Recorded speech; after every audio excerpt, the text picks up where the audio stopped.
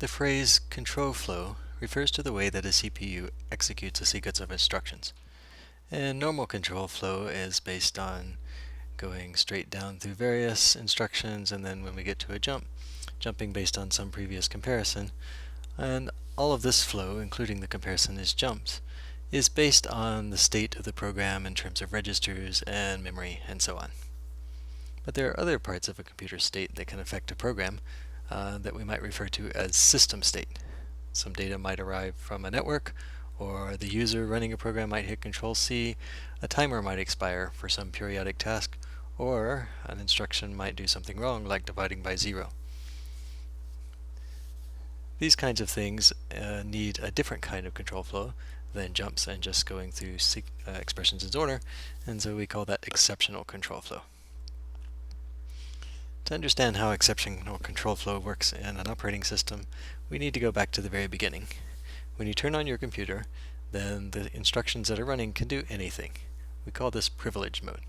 For example, if those instructions feel like moving 42 into the address hex 75462, that's just fine. That address in memory will actually be changed as long as such an address exists. And so, when you start up your computer, the part of the OS that gets running and that's always going to be running until you turn the computer off, that's called the operating system kernel. And the kernel gets to run in privileged mode. It gets full control. One of the things that a kernel can do is change the way that memory addresses map to memory. For example, a kernel can tell the processor to treat the address 75 something something something the same as hex 36 something something something. So that if a program moves 43 to 75462, it actually gets written to 36462, say. And we're going to talk more about how this process works and why it's useful, how these virtual addresses get mapped to physical addresses that correspond to the memory in your computer. But the important thing is that when the kernel does this, it gets the opportunity to make certain addresses completely inaccessible to you by mapping them to 0 or just not mapping. So this is one way that a kernel can control other things that happen.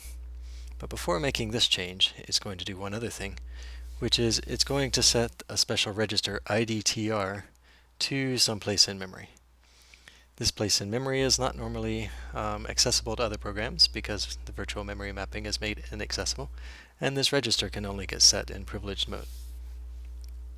And this table is called the exception table, or the interrupt vector, and it has pointers to code that will handle different situations, different interrupts, or different exceptions, we might say.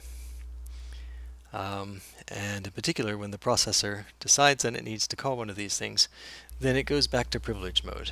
It turns off the address mapping and allows the processor to do anything there. So whoever controls this table, this interrupt vector, gets, in general, a way to control the program. So that's why the kernel sets it up and then makes the table inaccessible, but then also arranges these entry pointers to be okay to run in privileged mode.